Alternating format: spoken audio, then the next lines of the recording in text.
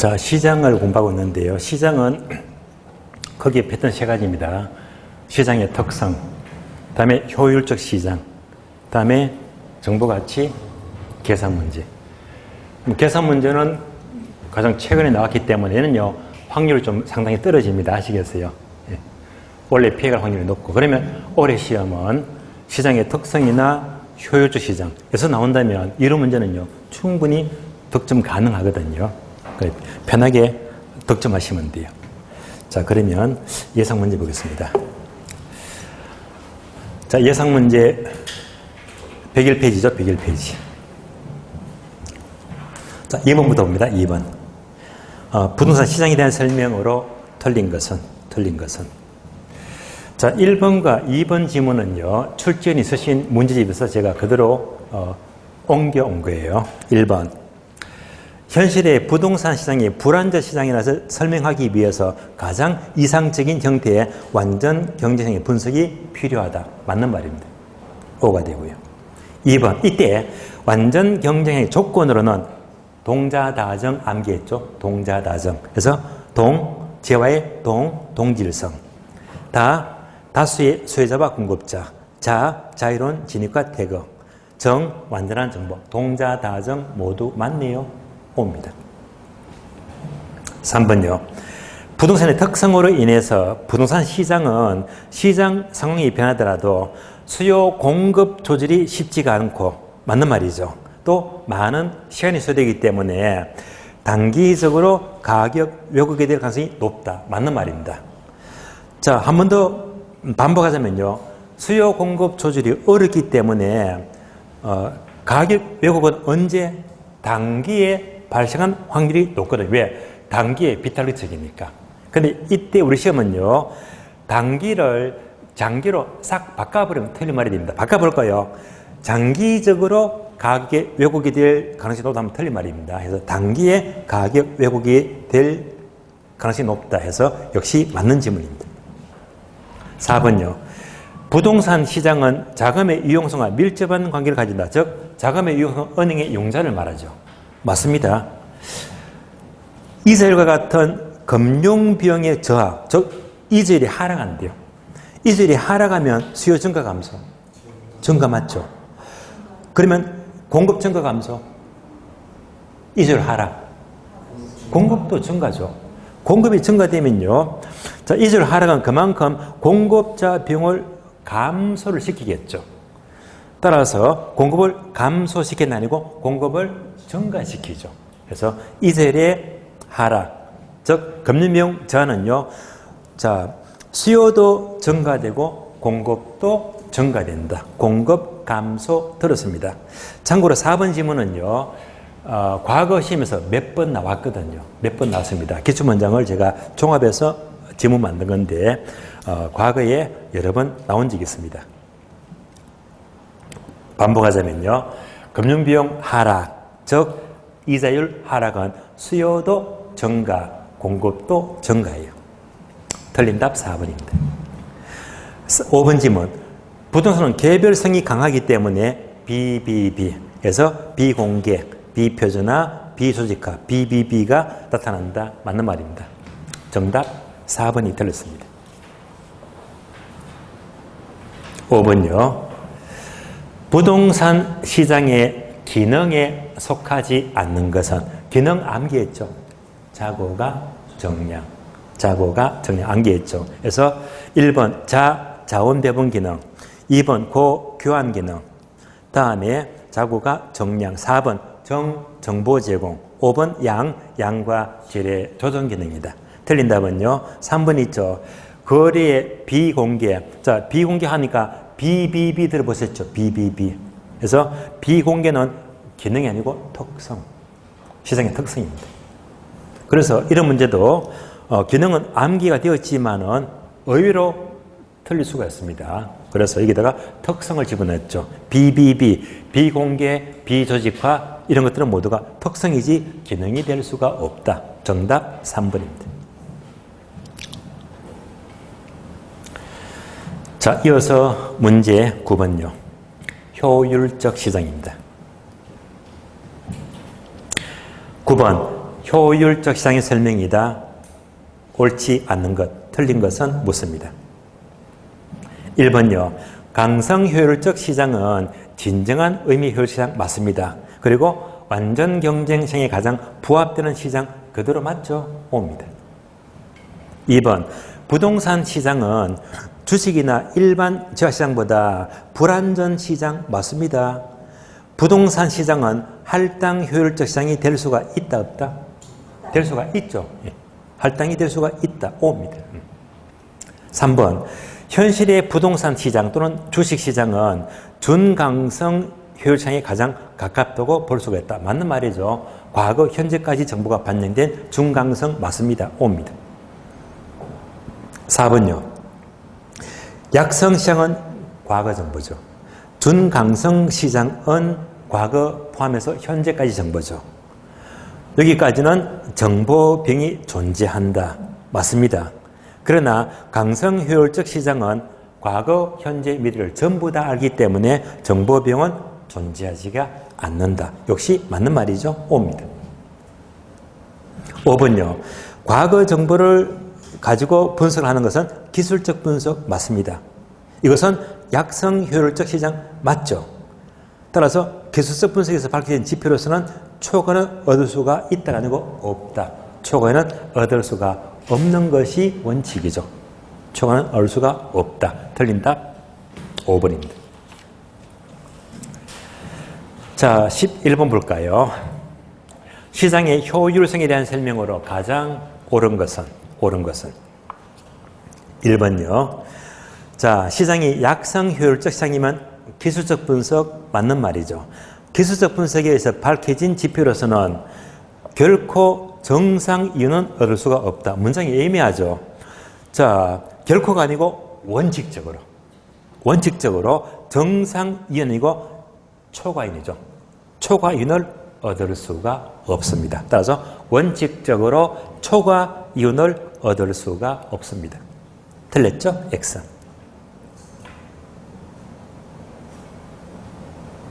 2번요. 할당 효율적 시장은, 자, 그럼 여러분들이 아는 거, 할당 효율적 시장은요, 초과이 있는 시장, 없는 시장? 없는 시장이죠. 예.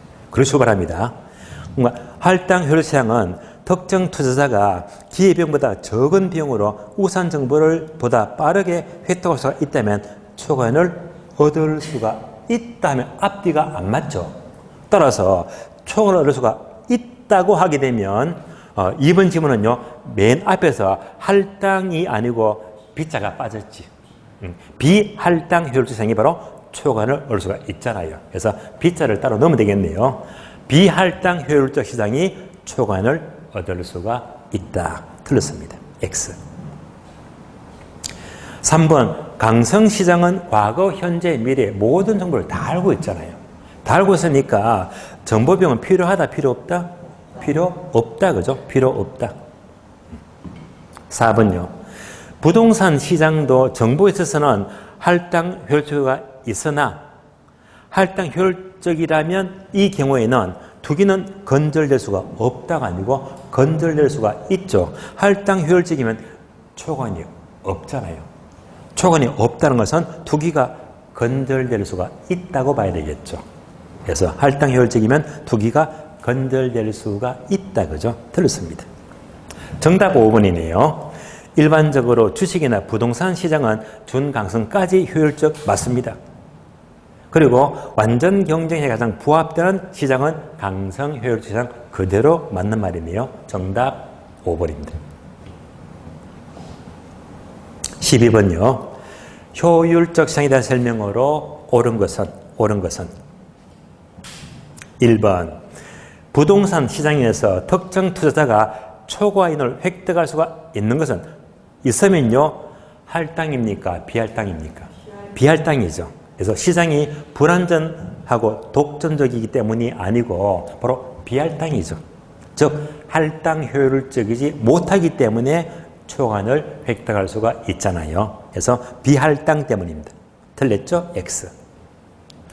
2번 부동산 시장 일반적으로 강성 시장까지가 존재한다. 준자가 빠졌네. 그죠? 준강성까지의 시장이죠. 준강성까지의 효율적 시장입니다. X.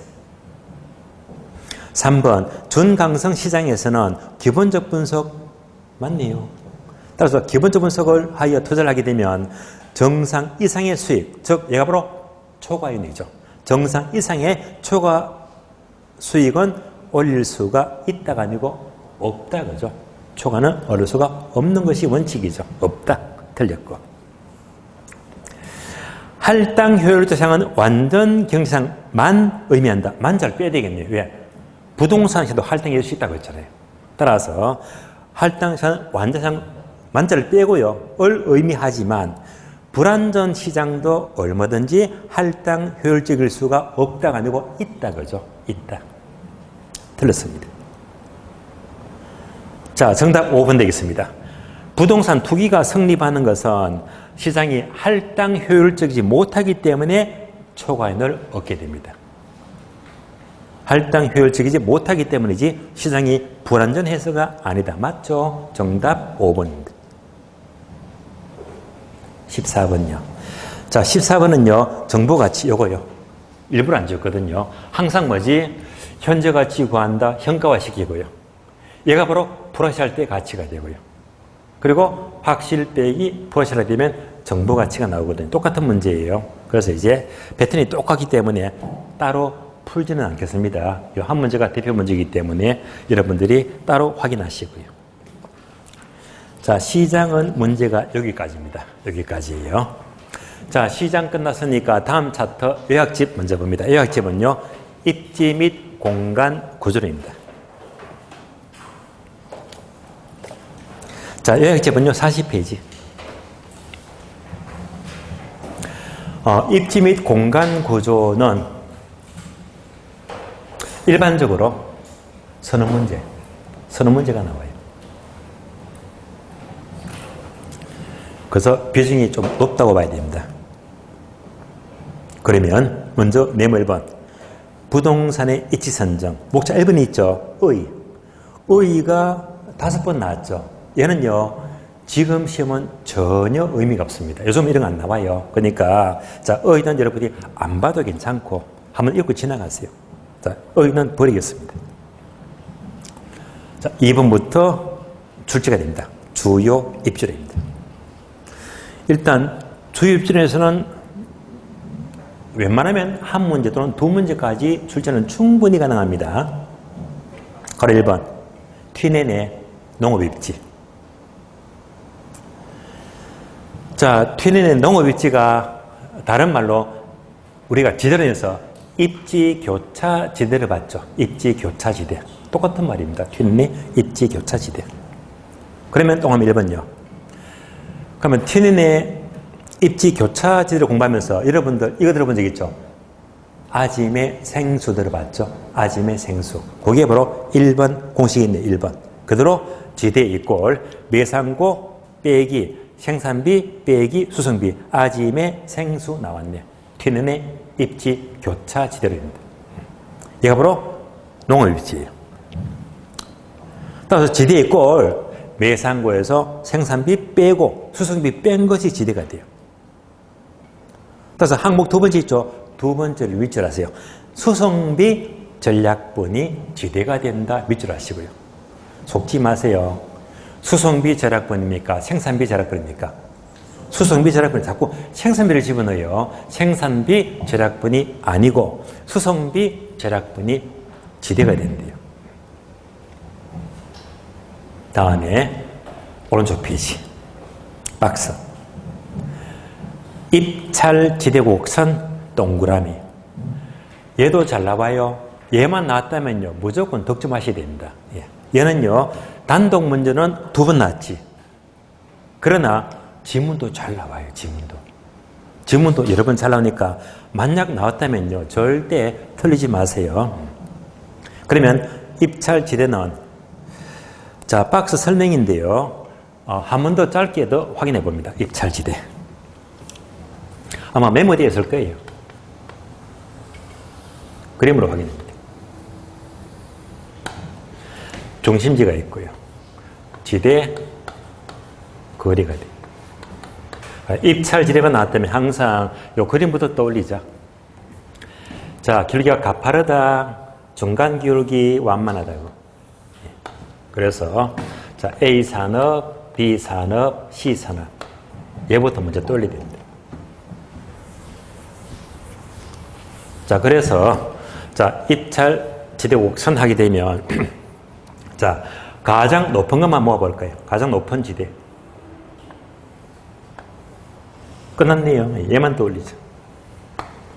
얘가 바로 입찰지대 곡선입니다.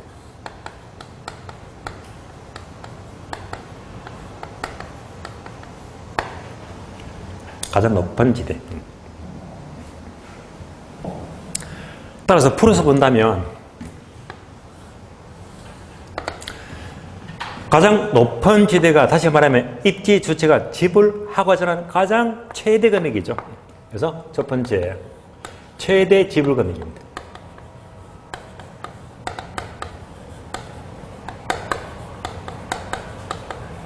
이것을 모두 연결한 곡선입니다. 최대 지불 금액이니까 더 이상 높은 금액이 없습니다. 똑같은 말로 초과윤이 0이 돼요. 초과윤이 없습니다. 초과윤이 0이 되는 수준의 지대이다. 똑같은 말입니다. 두 번째,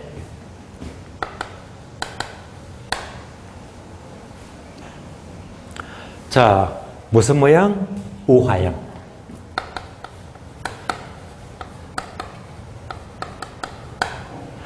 특이한 점은요, 직선이 아니고 볼로 가지. 볼로 가죠. 원점을 향해서 볼로 가더라. 그래서 원점을 향해서 볼로 가다.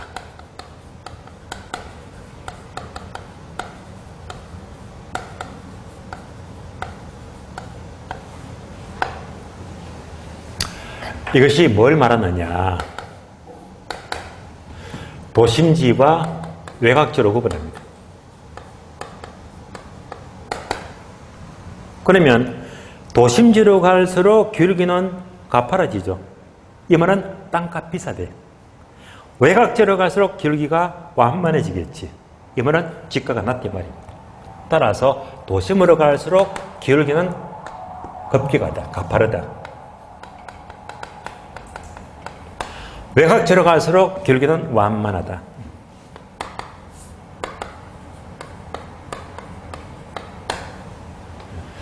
혹시라도 여기서 낸다면요, 바뀐 단어만 조심하시면 돼요. 도심지가 완만 틀린 말입니다. 바뀐 단어만 조심하시고요.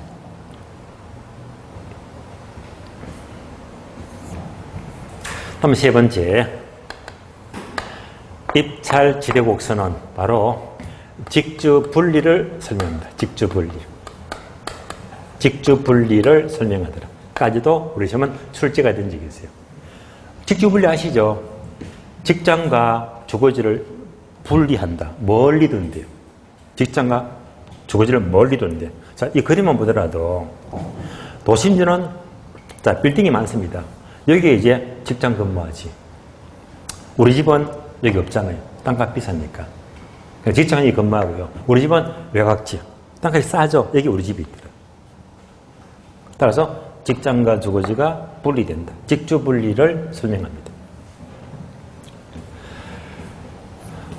입찰지대만 나왔다면 무조건 4번부터 떠올리자. 얘가 가장 빈출이 되고 틀린 답이 잘 나옵니다. 바로 입찰지대 곡선의 기울기입니다.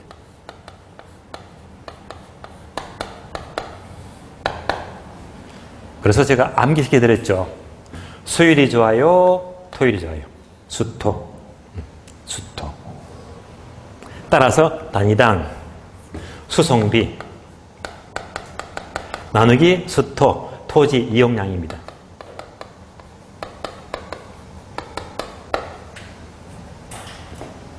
그래서 우리 시험은요, 얘를 잘 바꿔서 물어, 바꿔서. 바뀐다는. 그래서 우리 시험은요, 이상의 네 가지가 최고로 네 가지 출제되어 있지만요, 가장 빈도 높게 출제가 된다, 4번이고요. 얘가 1등. 다음에 이제 의의를 살짝 뒤틀어서 묻거든요. 의의를요. 예. 최대 지불 금액인데 이를 다른 단어로 바꿔서 듣도 보도 못한 단어를 집어넣게 되면 전혀 맞지가 않습니다. 예. 자, 여기까지 확인하시고요.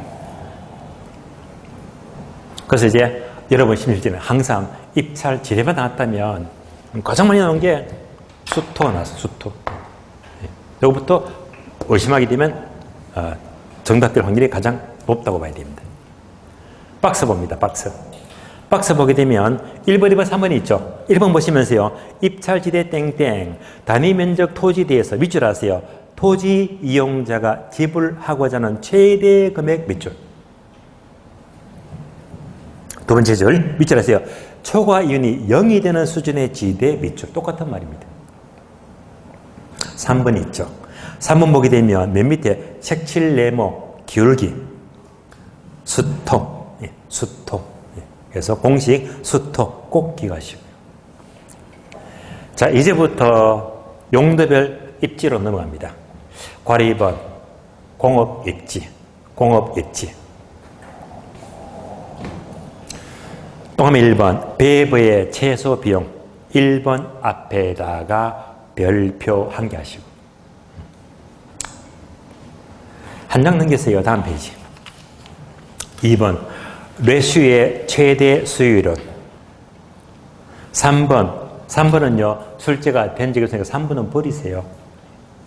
최근 시험은요 1번은 빈출이지만 2번 뇌수 있죠. 얘도요 지문 도로도로 묶고 있습니다. 1번, 2번 알아야 됩니다. 하나씩 볼게요.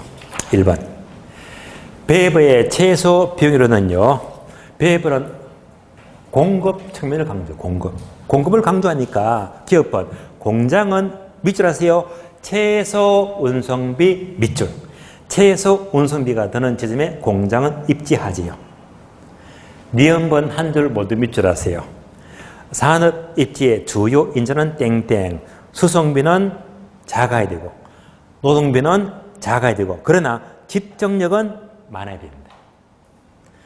이 세 개를 합한 것이 가장 최소인 지점이 공장 입지가 바람직하대요. 디귿번 내랍니다. 디귿번은요 결국 수송비는 원료 제품의 무게나 거리에 따라서 달라지는데 따라서 원료 제한형 입지와 시장 정액 입지로 구분이 됩니다. 그러면 아래 박스 있죠. 박스 보시면서 공업 입지의 분류 동그라미 1번 원료 입지와 시장 입지 표가 나옵니다. 왼쪽은요 원료 입지, 오른쪽은요 시장 입지. 얘는요 제가 분명히 암기시켜 드렸죠. 자, 보정시 국가만 이렇게 암기했어요.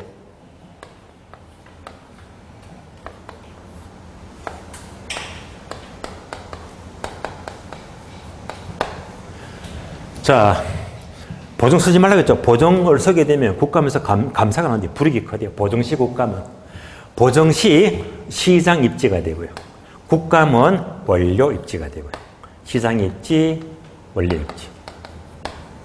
풀어서 본다면 보편 원료가 많으면 시장 입지가 되고 중량 증가산업이죠. 증가산업이면 자, 시장 입지, 보정시.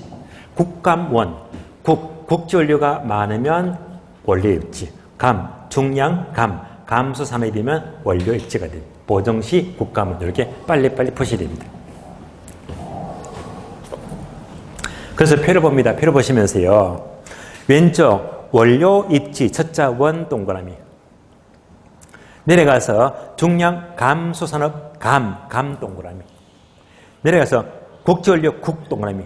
하니까 그걸로 국감원 나왔지. 국감원. 오른쪽 시장 입지는요. 저자 시 동그라미. 한 칸 내려가서 중량 정가산업 정 동그라미. 한 칸 내려가서 보편 원료 보 동그라미. 하니까 그걸로 보정시 나왔지. 보정시 국감원. 자, 표를 보시면서요. 이제 세 번째 칸입니까? 원료지수 하고 한 칸 내려서 입지 중량, 원료 지수와 입지 중량을 묶어주고요. 묶어서 비교합니다. 원료 지수가 뭐보다 크다? 1보다 크다? 1 동그라미. 1보다 크면 원료 입지가 되고요. 원료 지수에다가 1만 더해서요. 1만 더니까 2가 되죠. 입지 전형은 2 동그라미. 2보다 크면 원료 입지가 되고요. 거꾸로 오른쪽 원료 지수가 1보다 작거나 또는 입지 전형이 2보다 작게 되면 시장 입지가 됩니다. 자, 내려가서 표 내려서 동그라미 2번입니다. 노동 제한형 입지는요. 밑줄입니다. 저임금 지역 밑줄. 괄호도 밑줄 하세요. 의류 산업, 신발 산업 밑줄 이런 것들은 주로 노동 제한형 입지가 되고요. 3번은요. 직접 제한형 입지는 공장에 끼리끼리 모여 있죠. 따라서 밑줄입니다. 기술의 연관성이 큰 산업 밑줄. 괄호도 밑줄입니다. 주로 자동차 공업이나 기계 공업이나 석유화학 공업은 서로 끼리끼리 공장에 모여 있는 게 유리합니다. 다음 페이지 넘어가요.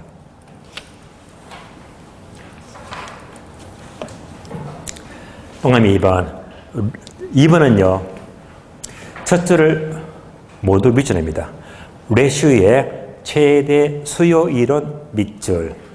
화살표 수요 측면 밑줄. 앞에서 봤던 베버가요. 자, 비용 측면을 강조했다면요. 비용. 레슈는요. 비용보다 수요 측면. 그러니까 앞에서 베버가 비용 측면에서 공급을 강조했다면 레슈는요. 수요를 강조합니다. 그러니까 수요가 가장 많은 곳에 공장을 짓지요. 그래서 레시하게 되면 수요를 강조하더라. 그러면 여백에다 하나만 적어줄래요?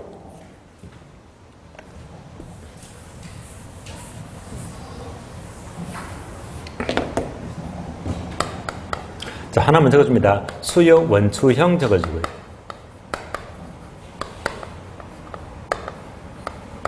똑같은 말로 수요콘 이렇게 불러요. 수요콘. 그러니까 베버의 최대 수요로는 주로 이걸로 이론을 전개합니다. 결국 이제 수요가 가장 많은 곳에 공장을 짓지. 수요가 가장 많은 곳입니다. 가볍게 그림으로 보게 되면요. 이런 그림입니다.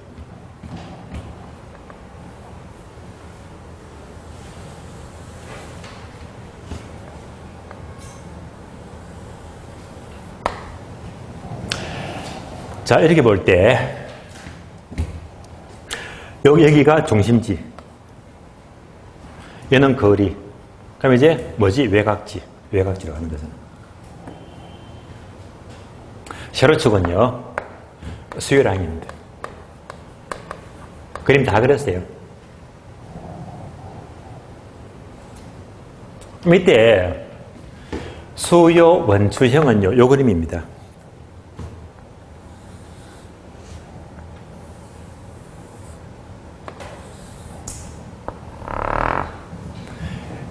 요 그림이 바로 수요 원추형.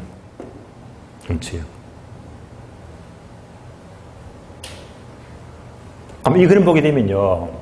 거리가 멀리서 수요가 적잖아요. 수요가 점점점 수요가 많아지네요. 얘가 수요가 최고 많거든요. 그러니까 요 지점에 여기다가 공장을 짓지. 집이 아니지. 여기다가 공장을 짓죠. 수요가 가장 많은 장소에다가 공장을 짓자 이 말입니다. 이가 바로 수요 원추형 모델입니다. 수요 원추형.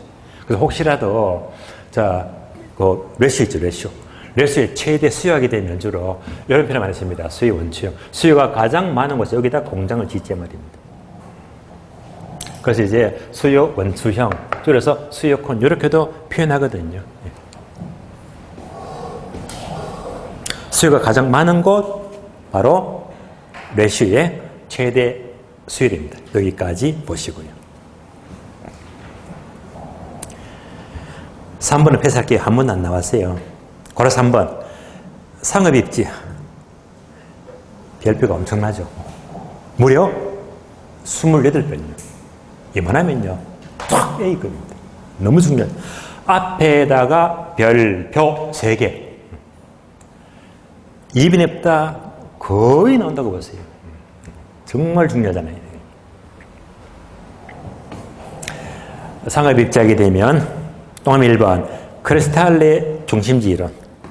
맨 밑에 동그라미 2번 레일리의 소매 인력 법칙. 오른쪽 페이지 중간이죠. 3번 허퍼의 확률 모형. 한 장 넘기세요. 4번 넬슨의 소매 입지론. 여기까지는 자 아시되겠죠? 네 가지입니다.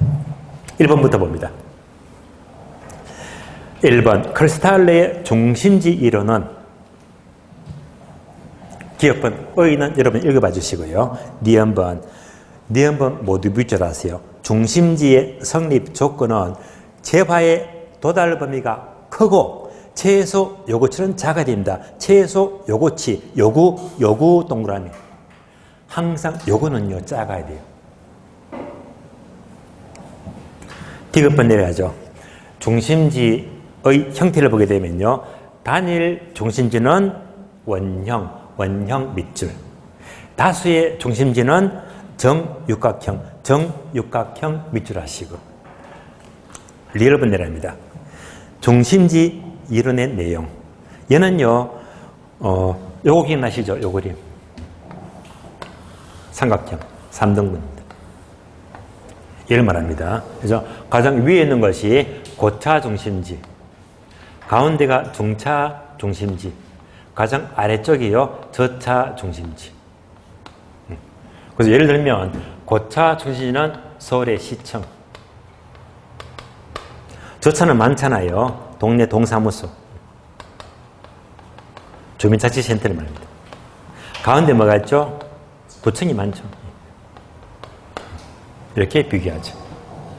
또 숫자가 많고 적어지고 하나밖에 없네. 갈수록 숫자가 적어지더라.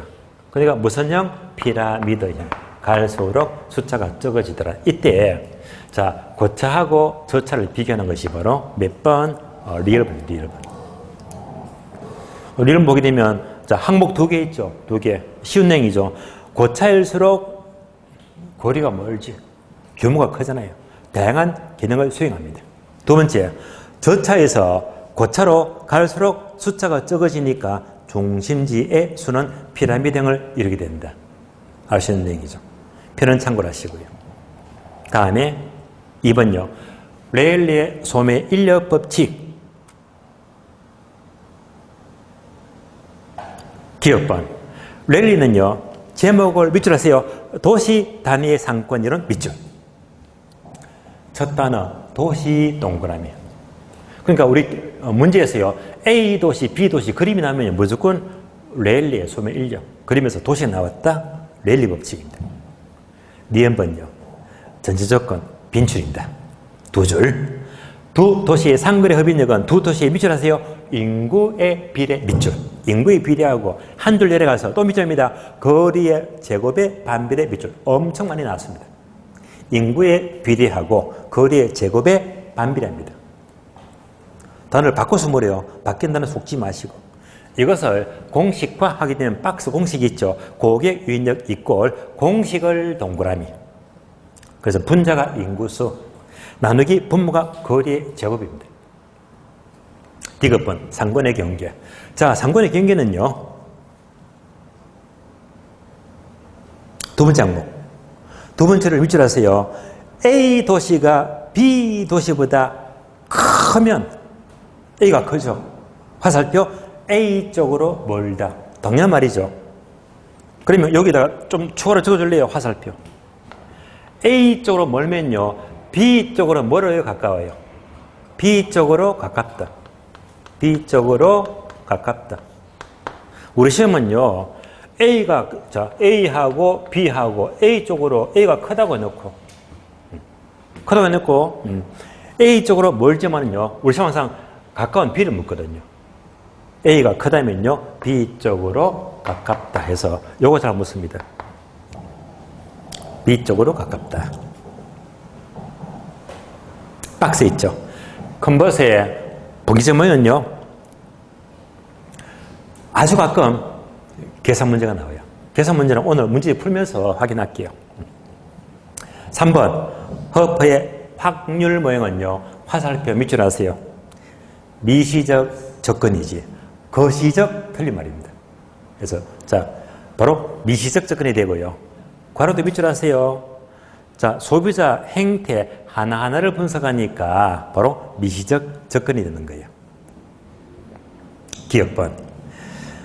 확률 모형은 쇼핑 패턴을 결정하는 확률 모형을 제시하는데 소비자가 특정 지역에 쇼핑 선택할 확률은요. 쇼핑 선택 거리 동그라미, 수 동그라미, 크기 동그라미 이에 따라서 결정이 됩니다.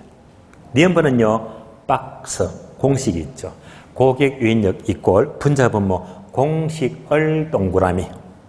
분자가 매장 면적이 되고요. 나누기 분모가 거리의 제곱인데 이때 제곱 2가요. 괄호 공간 마찰계수를 가리킵니다. 리얼번 내려가죠. 리얼번까지도 출제가 되고 있습니다. 적당한 거리에 고차 중심지가 있게 되면 인근의 저차를 지나칠 가능성이 커진다. 지나칠 밑줄. 그러니까 적당한 거리에 큰 고차가 있게 되면요. 인근의 작은 점포를 지나치겠죠. 그러면 여백에다가 선택 X, 저거죠. 선택. 인근의 저차를 선택할 하면 틀린 말입니다. 지나칠 확률이 높아지는 거예요. 미연번. 어떤 설명이죠? 공간 마찰계수. 얘들도요. 지금은 잘 나옵니다. 꼭 알아야 돼요. 그래서 자, 미연번 마찰계수는 교통조건의 방해 정도를 가리키는데 즉 밑줄 하세요. 교통조건이 나쁠수록 마찰계수는 커진다. 밑줄. 계속 밑줄 하세요. 따라서 밑줄합니다. 따라서 전문품점의 경우는 교통이 좋으므로 일상품보다 마찰계수가 적다까지 밑줄 하시고요. 여기까지도 최근에 잘 묶고 있습니다. 다음 페이지 넘어가요. 4번요.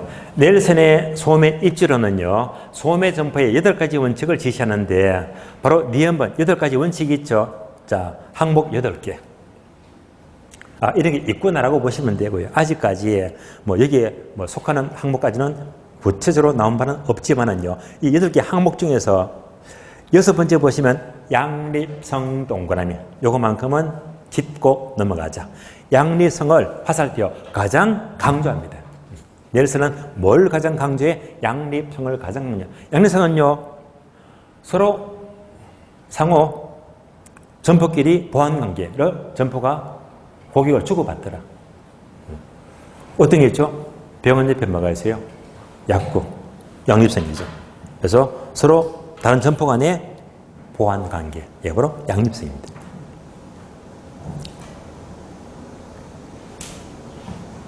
그러면 맨 밑에 박스죠. 큰 박스. 큰 박스도 출제가 되기 때문에 짚고 넘어갑니다. 매장용 부동산의 부지 선정. 먼저 1번 부지 선정의 5단계 순서는 참고하시고요. 2번 목차를 동그라미. 2번 목차. 자, 가능 매상고 초기 방법. 단독 문제가 한 번 나왔죠. 중요한 건 아니지만은요. 주로 얘도요. 나온다면요. 득점을 하는 게 좋아요. 주로 미국 쪽 이론이기 때문에 아는 만큼 도움됩니다. 얘는요. 첫차 그대로 보시면 돼요. 제가 가르쳐드렸죠. 비유중에 회 먹다가 체했다. 그래서 비유중 회체. 그래서 비유중 회체. 비유중에 회 먹다가 체했대. 비유중 회체 5가지. 비율법, 유추법, 중중 모형, 회기 모형, 체크리스트. 비유중에 회 먹다가 체했다. 비유중 회체 5가지입니다.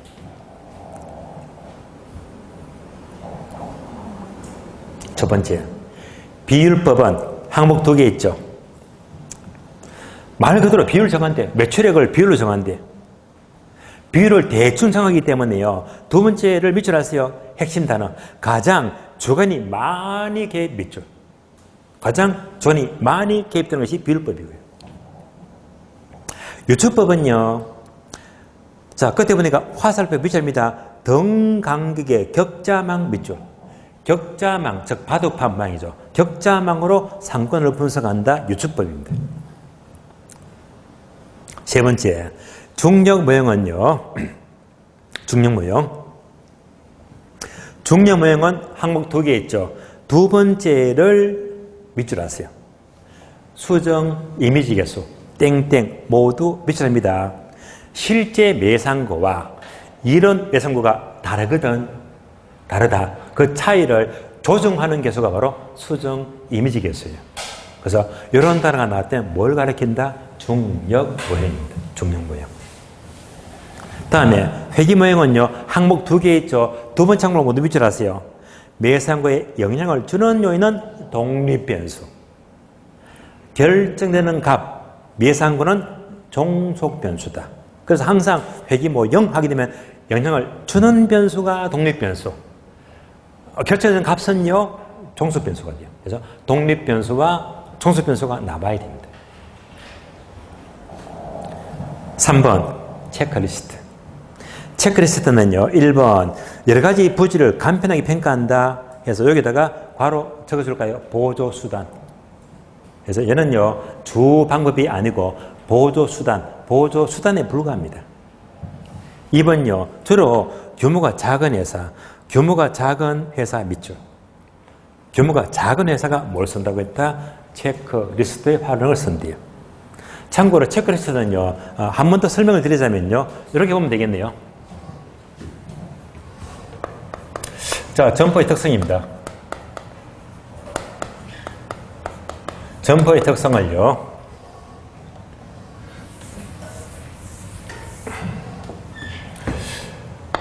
스물다섯 개 항목으로 구분합니다. 몇 개? 25개. 25개 항목을 만들어서 점수를 매기 위해서 평점을 부여합니다.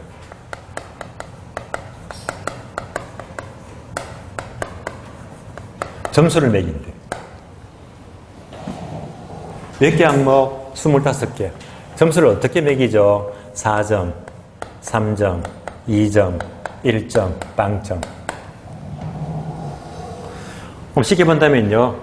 자, 점수 매길 때 수, 우, 미, 양가 아시죠? 수, 우, 미, 양, 가를 말해요.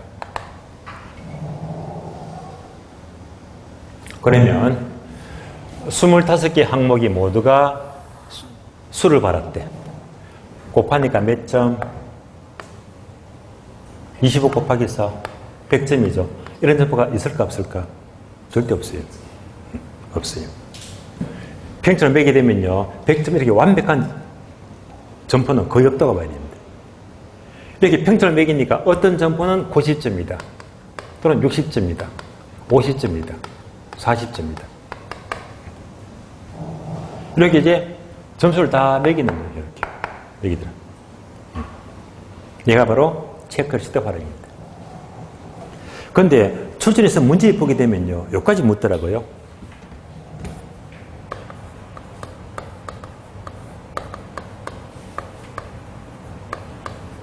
한계 상황. 나쁜 상황이죠. 한계 상황. 그럼 이때 수, 우, 미, 양가 중에서 한계 상황은요. 이 5개 중에서 어디쯤 속할까요? 한계 상황. 양요. 참고로 양은 아닙니다. 그럼 뭐?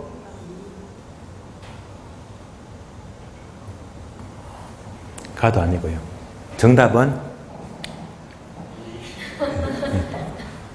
요거예요. 한계 상황. 왜 그런가 하면요. 잘 보세요. 참고로 여러분의 시험을 비교합니다. 자, 여러분들 이제 시험 치잖아. 10월 26일 날. 여러분의 시험의 한계 상황은 몇 점? 60점. 예. 열심히 쳤는데 59점 맞았대. 무조건 뚫어줘. 공부 다시 해야 됩니다. 여러분의 시험의 한계 상황은 몇 점이지? 60점. 무조건 얘는 넘어가야지 합격이잖아요. 예. 얘는 전부 다 필요가 없지. 다 떨어지는 거기 때문에. 그런데 한계상은 가를 말한다. 얘도 아니고 양도 아니고요. 주로 미를 말해요. 미를 말해요. 그럼 보세요. 25개 항목이 전부 다 미를 맞으면 곱하기 2하면 되겠네. 몇 점? 50점. 50점. 여러분들이 체크리스트로 점포를 매기게 되면요.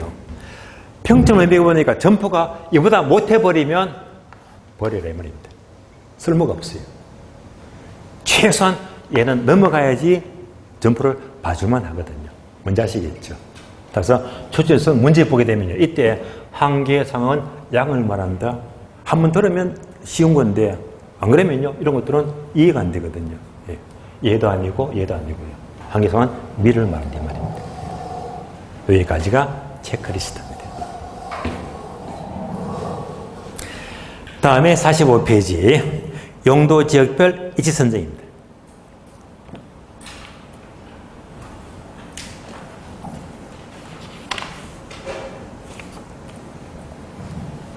자, 얘는요, 1번 주거지, 2번 상업지, 다음 페이지 3번 공업지. 하나씩 봅니다. 1번 주거지역 이치 선정은 3번 나도 별표 3개 있죠. 이것도 의미가 없어. 제가 여기저기 다 빼버렸거든요. 요즘 안 나오기 때문에 다 가지 쳐버렸고요. 내용 박스에 있죠. 최적의 주거 입지는 별표가 없잖아. 얘는요, 아직까지 안 나왔지만 그러나 여러분들이 모의고사는 얘가 나오고 있거든. 얘는 아는 게 좋아요. 최적의 주거 입지. 자, 박스 보시면서 제가 5월달 핵심 요약 과정에서 설명을 드린 적이 있는데 한 번 더 얘는요, 그림 통해서 분석합니다. 그림 볼게요.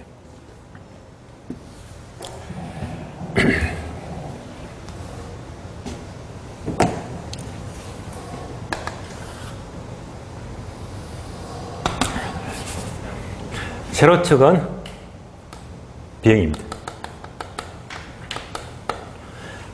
원점은 중심지가 되고 가로축은 거리죠. 자, 그림은요, 가파른 우하양, 완만한 우하양, 얘만 떠올리죠. 다 그렇습니다. 가파른 우하양은요, 한계 주거비용,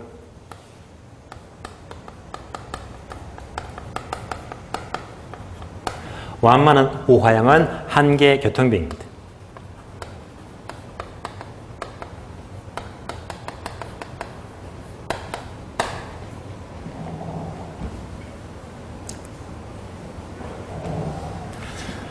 결론은 양자가 일치하는 점, 얘가 최적입니다. 최적의 주거 입지.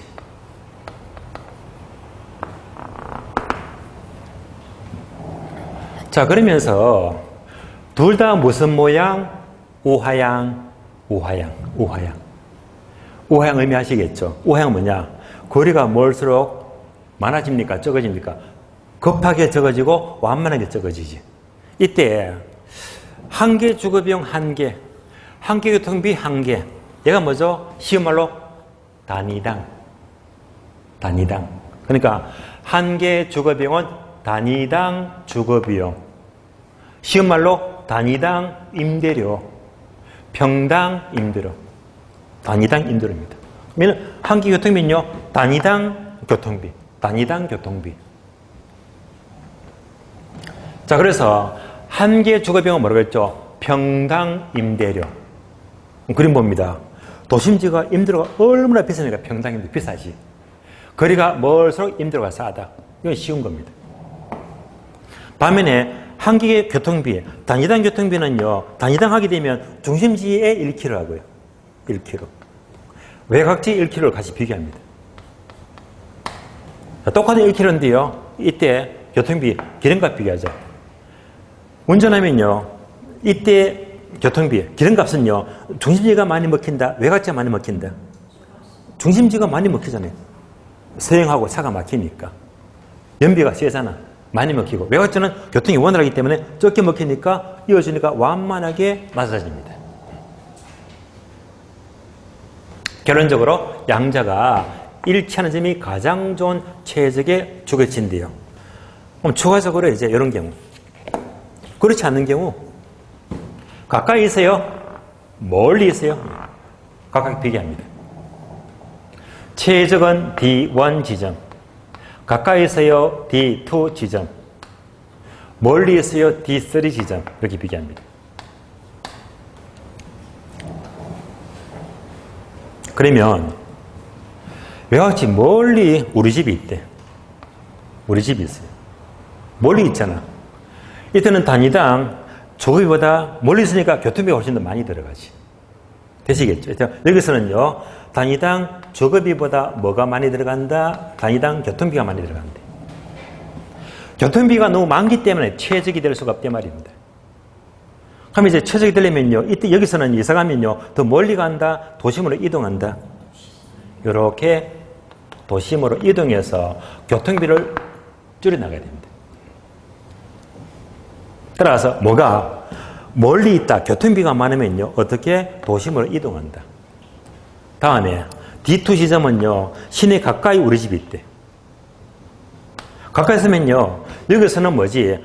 교통은 얼마나 필요합니까? 단위당 교통비보다 뭐지? 단위당 임대료가 훨씬 더 비싸겠지. 그래서 여기서는요, 주거비가 교통비보다 훨씬 더 비싸단 말입니다. 주거비가 너무 비싸기 때문에 이것도 최적이 못 돼. 이때는요, 도심으로 이동한다, 외곽으로 이동한다? 외곽으로 이동하죠. 외곽으로 이동해서 주거비를 줄여나가야 됩니다. 그러니까 더도 말고 덜도 말고 양자가 일치하는 점으로 최적의 주거비치가 됩니다. 네, 요거 알았으니까 이제 박스가 다 눈에 들어올 겁니다. 최적의 주거일지 1번, 2번, 3번, 4번, 5번 있죠. 2번. 최적의 주거일지는 한 개의 주거비 이꼴 한 개의 교통비가 일치된 점에서 결정이 된다. 그림 뚫으시면 되고요. 항목 3개 있죠. 첫 번째는 주거비가 많아요, 교통비가 많아요? 교통비가 많다. D2를 말해요, D3를 말해요. D3. 이때는 땡땡 도심으로 이동한다. 그러니까 그래퍼가 아니고 우리 시험은요, 모의고사 보게 되면 첫 줄을요, 문장으로 물어. 문장으로. 뭐랄까, 어떻게 묻지? 한 개 주거비보다 한 개 교통비가 많으면 멀리 있잖아. 이때는 외곽으로 이동하면 틀린 말이지. 도심으로 이동합니다. 두 번째는요, 주거비가 많아요, 교통비가 많아요? 주거비가 많죠. 얘는 이제 시내에 가까이 있잖아. 이때는 땡땡 외곽으로 이동한다. 외곽 이동인데 도심으로 이동 바꾸면 틀린 말이잖아요. 바꿔서 물어요. 세 번째, 양자가 똑같으면 최적의 입지가 되고요. 3번 내려가죠. 한 개 주거비와 한 개 교통비는 밑줄 하세요. 모두 우하향 밑줄. 10번 봅니다. 모두 우하향. 근데 출제에서 문제 보게 되면요, 한 개 주거비용은 우하향하는데 한 개 교통비는 우상향한다. 틀렸지. 다음에 4번도 밑줄 하세요. 소득의 증가와 교통의 발달은 최적의 입지를 외곽으로 이동한다. 외곽 동그라미. 내가 무슨 말이냐? 소득 증가와 교통의 발달입니다.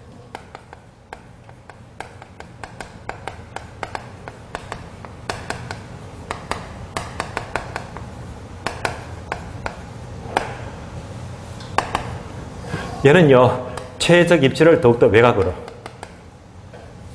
입지를 더욱더 외곽으로 이동한다. 외곽으로 이동시킨대. 외곽으로.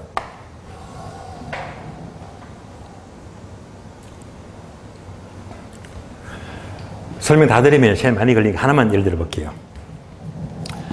교통이 발달합니다. 교통 발달은요, 주거비가 아니고 얘를 말하지. 교통비. 맞죠? 교통이 발달이 되면요, 단위당 교통비가 증가됩니까? 절감됩니까? 교통이 발달되면 단위당 교통비가 절감. 기름값 적게 먹히잖아, 발달되면. 맞죠? 그러면 교통이 발달되는 만큼 교통비가 감소하잖아. 교통비 감소는요, 불러서요, 우측이동, 좌측이동. 감소는 뭐지? 좌측이동. 교통이 발달하면 단위당 교통비가 절감된다, 좌측이동. 논하시는 문제 아시겠죠? 교통이 발달되는 만큼 교통비가 절감되잖아. 그 결과 교행점은요, 흰 점에서 노란 점으로 이렇게 이동하잖아. 이동했죠. 그러니까 최적의 조건을 더욱더 외곽으로 이동시킨다. 그래서 교통이 발달하면 최적의 조건을 더욱더 외곽으로 이동시킨다 말입니다.